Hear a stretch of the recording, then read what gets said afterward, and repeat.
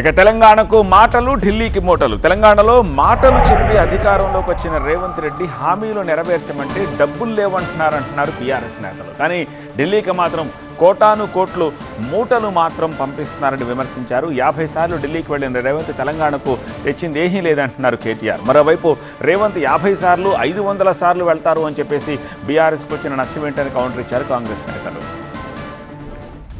Revanth Delhi tour పై తీవ్ర విమర్శలు చేసింది బీఆర్ఎస్ పార్టీ.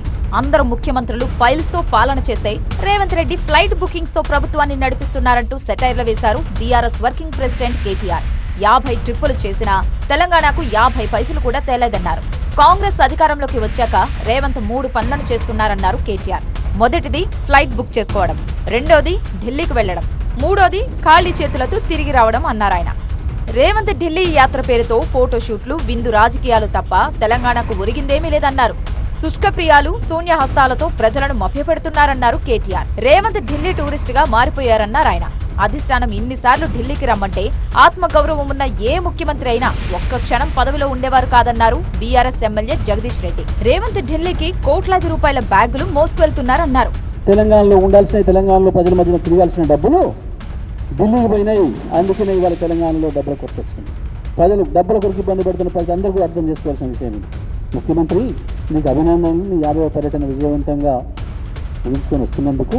కానీ నువ్వు ఢిల్లీ నుంచి బయలుదేరేటప్పుడా హైదరాబాద్లో ఫ్లైట్ దిగంగానైనా నీ చిట్చాట్లు గిట్చాట్లే కాదు, నేరుగా రిపోర్టర్లను పిలుచుకొని నీ 50వ పర్యటనతో సాధించిన నీ విజయం ఏందో, ఇప్పటికీ ఈ రాష్ట్రానికి ఏమేమి తెచ్చినావో నీ పర్యటన వల్ల రోడ్డుని వచ్చేది కాకుండా ఒక్కసారి చెప్పి ఏం తేలకపోతే నువ్వు చేసింది తప్పు అని చెప్పి క్షమాపణ చెప్తాను. బీఆర్ఎస్ నేతల వ్యాఖ్యలకు కౌంటర్ ఇచ్చారు కాంగ్రెస్ నేతలు. రేవంత్ ఢిల్లీకి ఎందుకు వెళ్తున్నారో ప్రజలకు తెలుసన్నారు. తెలంగాణ అభివృద్ధి కోసమే ముఖ్యమంత్రి ఢిల్లీకి వెళ్తున్నారన్నారు. 50 సార్లు పోయిండు, ఆయనకు తెలిసింది టికెట్లు బుక్ చేసుకోవడం, ఢిల్లీకి పోయి ఉత్త చేతులతో రావడం అనేది నీ విమర్శ అయితే కేటీఆర్.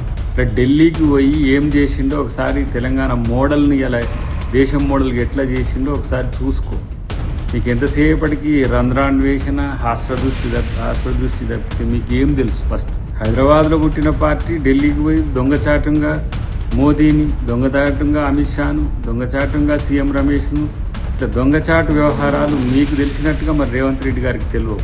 బీసీ బిల్లు ఆమోదం కోసం కేంద్రంపై ఒత్తిడి తెచ్చేందుకు రేవంత్ రెడ్డి కార్యాచరణ రూపొందిస్తున్నారంటున్నారు కాంగ్రెస్ నేతలు.